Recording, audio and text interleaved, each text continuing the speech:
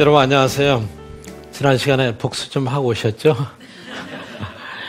경제학이 어려운 건 사실입니다만은 경제를 알면 알수록 여러분이 일생 동안 살아가는 굉장히 큰 도움이 될 거예요. 경제에서 우리 모두가 자유로울 수가 없습니다. 여러분이나 나나 경제를 떠나서 하루도 지낼 수가 없습니다. 모든 게 다 경제하고 연관이 돼 있어요. 오늘은 이제 4번째 강의인데 통해야 살아난다 이런 제목을 붙였어요. 근데 우선 이제 여러분 나무와 숲을 한번 생각해 보세요. 나무 하나하나를 볼 때하고 숲 전체를 볼 때하고 또 느낌이 다르죠. 숲 전체는 멀리 산에서 이렇게 볼 수 있는 거고 나무 하나하나는 숲속에 들어가서 하나하나를 다 보는 거죠. 근데 경제에도 마찬가지예요. 지난 시간에 우리가 소비자, 생산자 이거는 숲속에 있는 나무 하나하나를 보고 생각하는 겁니다. 그렇죠? 그 나무들이 다 모여가지고 숲이 이루어지는 거죠. 그 숲을 우리 경제에서는 국민경제라고 생각하면 됩니다. 전체 국민경제가 있고 그 속에 여러분들, 기업들 모두 다 하나하나 다 있어요. 물론 이제 모든 나무들이 다 싱싱하게 잘 자라고 녹색으로 파랗고 열매도 많이 맺고 하면은 국민경제 전체, 숲 전체가 정말 아름답게 보이겠죠. 그런데 일부 나무는 약간은 병기가 있고 약간은 낙엽이 지고 그래도 전체적으로 볼 때는 그런 대로 잘 보일 수도 있고 또 반대의 경우도 있겠죠. 그래서 경제에서도 숲과 나무를 구별해서 보는데 숲을 보는 거를 우리가 큰 시각으로 본다. 그런 의미에서 거시경제다. 그렇게 얘기해요. 큰 시각으로.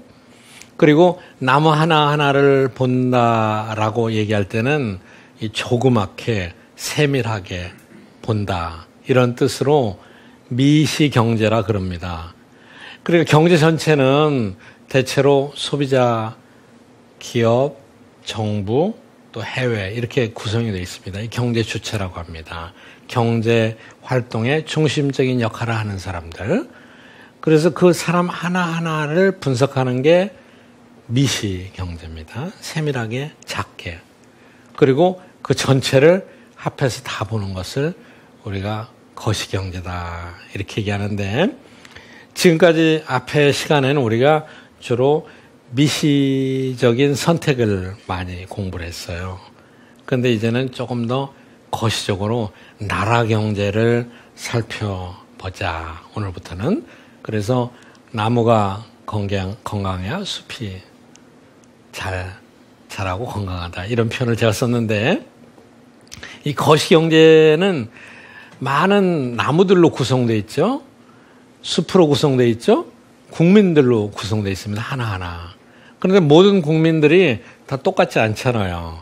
다 행동 양식이 다르잖아요. 경우에 따라서는 옆 사람의 행동이 나에 영향을 주고 내 행동이 또 옆 사람에 영향을 줍니다.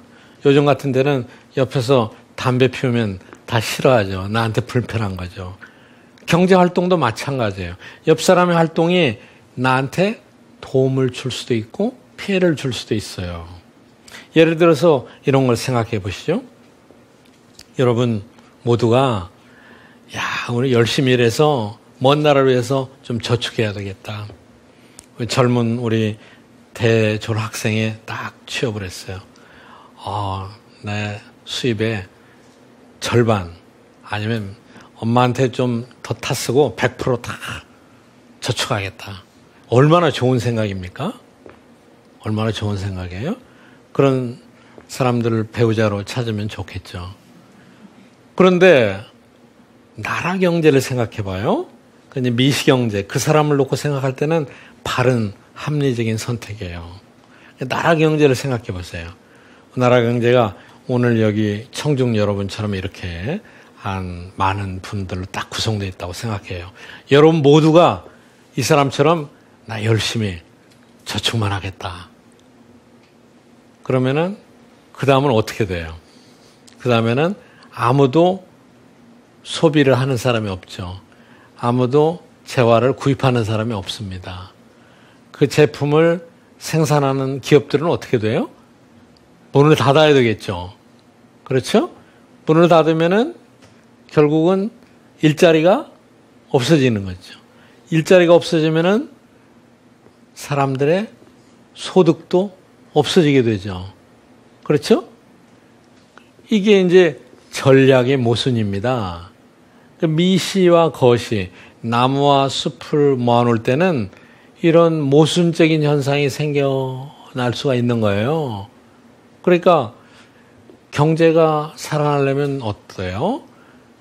요즘같이 어려운 때 경제가 살아나려면은 나는 좀 부족하고 소득이 적어서 많이 쓰지 않지만 여유가 있는 분들이 좀 펑펑 써주면은 나라 경제가 좋아지는 거죠. 그러니까 요즘 여러분들은 오늘 이후로는 옆집에서 좀 안 입고 게 많이 쓴다고 불편하게 보시지 마세요. 그게 나라 경제를 위하는 길이다라고 생각하시면 됩니다. 경제가 어려울 때는. 반대로 경제가 막 화랑이 되고 수요는 많은데 공급이 부족하면 어떻게 되겠어요? 가격이 올라가죠. 가격이 올라가는데 옆집이 팡팡 쓰면 어떻게 되겠어요? 수요가 더 많아져서 가격이 더 올라가는 거죠. 그때는 좀 안 입곱다 하셔도 되는데 지금은 아닙니다. 이걸 이제 전략의 모순이라고 해요. 저축의 역설입니다. 그러니까 국민경제 전체적으로 볼 때는 한 사람의 행동이 반드시 국민경제 전체를 위해서 또는 내 이웃 행동이 나를 위해서 항상 나와 같이 움직이지 않을 때도 많이 있는 것입니다. 여러분, 이제 우리가 거시경제로 접어들면은 몇 가지 용어를 우리가 익숙하게 알고 있어야 돼요. 그 중에 많이 쓰는 용어가 물가입니다. 물가. 제가 앞에서는 아이스크림 가격, 어떤 한 재화, 제품, 서비스, 용역, 그걸 놓고 가격이라고 얘기했어요. 그런데 한 단위, 한 제품을 놓고 얘기할 때는 가격이라고 하는데 여러분들은 가격이라는 말보다도 물가가 더 익숙하죠. 물건의 가격인 거죠. 그런데 여러분이 또 물가하고 혼용해서 쓰는 말이 몇 가지 있는데 그 중에 하나가 물가가 올라간다 그러면은 인플레이션이란 말을 많이 써요. 인플레이션은 다 아시잖아요. 인플레이션이라는 것은 경제 전반에 걸쳐서 물가가 올라가는 현상을 인플레이션이라고 그래요. 바꿔 얘기하면 숲과 나무로 볼 때 숲 전체가 물가가 올라갈 때 인플레이션이라고 얘기합니다. 그 다음에 디플레이션은 인플레이션의 반대예요. 물가가 내려가는 현상이에요. 물가가 전반적으로. 그런데 재밌는 것은 많은 분들이 물가가 올라가는 것은 나쁘고 물가가 내려가는 것은 좋다. 이렇게 생각하시는 경우가 많습니다. 그렇잖아요? 어쩌면 이제 그동안에 60년대, 70년대 우리가 굉장히 인플레이션이 있는 경제에 익숙해서 그렇게 생각할 수도 있습니다. 그런데 경제학에서 자세히 놓고 보니까는 물가가 올라갈 때보다 물가가 내려갈 때, 디플레이션이 발생할 때 경제가 더 어려운 경우가 많아요. 물론 이제 물가가 올라간다는 얘기는 어느 정도예요. 경제학에서는 mild inflation, 아주 적은, 적절한 인플레이션은 사람에게 미열이 있는 것처럼 적절한 인플레이션은 경제에 도움이 되는 경우가 많다. 이렇게 생각하고 있습니다. 그런데 물가가 내려가면요, 어떤 현상이 일어나냐면은, 여러분 물가가 자꾸 내려가면은 소비를, 물건을, 재화를 사겠어요? 미루겠어요? 오늘 사는 것보다 내일 사는 게 물가가 더 쌀 텐데, 그렇게 되면은 사람들이 소비를 안 해요. 소비를 연기합니다. 내일로 계속 연기해요. 그러면은 앞에서 제가 저축의 역설, 전략의 모순, 이걸 얘기했죠? 그럼 경제가 더 어려워질 수 있는 것입니다. 인플레이션과 디플레이션. 이걸 여러분이 이해하셔야 됩니다. 메르스는 바이러스 질환이죠. 그런데 이게 어느 순간 경제까지 영향을 많이 미쳤잖아요. 경제가 순환하는 거예요. 어디선가 하나 끊긴다고 가정해 보세요. 그럼 어떤 일이 생겨나느냐? 재화 서비스 시장은 어떻게 되느냐? 이러면 수출이 안 된다. 수출이 안 된다. 그럼 이 그림하고는 어떻게 관계가 있느냐? 그대로 여기에 적용할 수 있어요. 그 다음에 또 하나, 경제 개념은 계측하는 방법이 다 있습니다. 그런데 계측하는 방법이 아주 다양한데 어떤 거는 일정한 기간에 걸쳐서 나타나는 것들을 계측해요. 월급은 뭐예요? 월급은 한 달 동안에 받는 임금이죠. 연봉은 1년 동안에. 이렇게 일정한 기간이 정해져 있어요. 뭘 계측할 때. 그러니까 사람들 월급을 비교할 때는, 급여를 비교할 때는 월급이냐 연봉이냐, 이 사람 월급하고 저 사람 연봉하고 비교하면 말이 안 되잖아요. 일정한 기간을 정해서 비교하는 게 있습니다. 소득이 대표적인 거예요.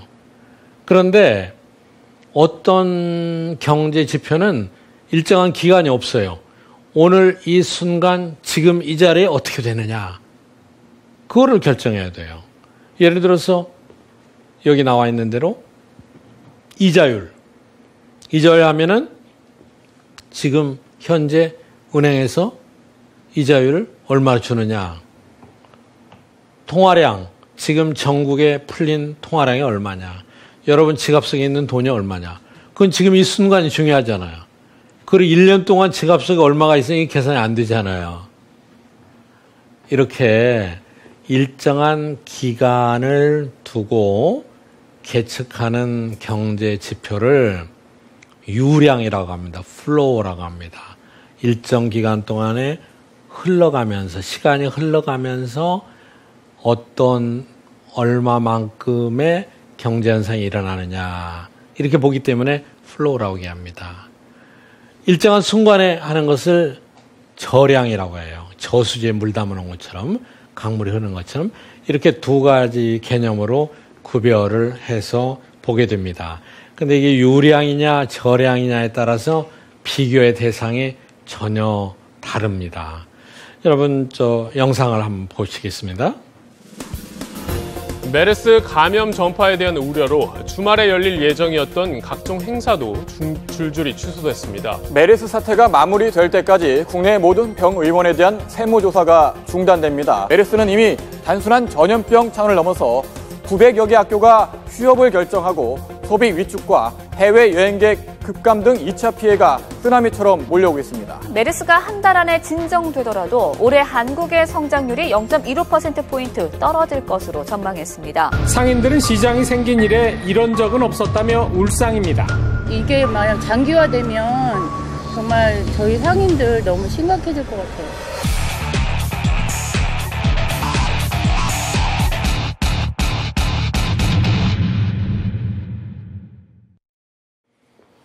자, 여러분, 메르스 때문에 우리 경제가 어려워진 적이 있었죠? 메르스는 바이러스 질환이죠.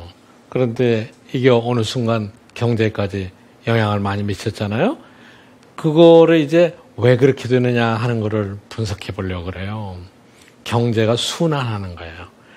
오늘 저희가 제목을 통해야 경제가 살아난다 이렇게 됐는데, 오늘 여러분이 이 그림 하나를 정확히 이해하시면은 거시경제의 숲을 딱 하나 보는 겁니다.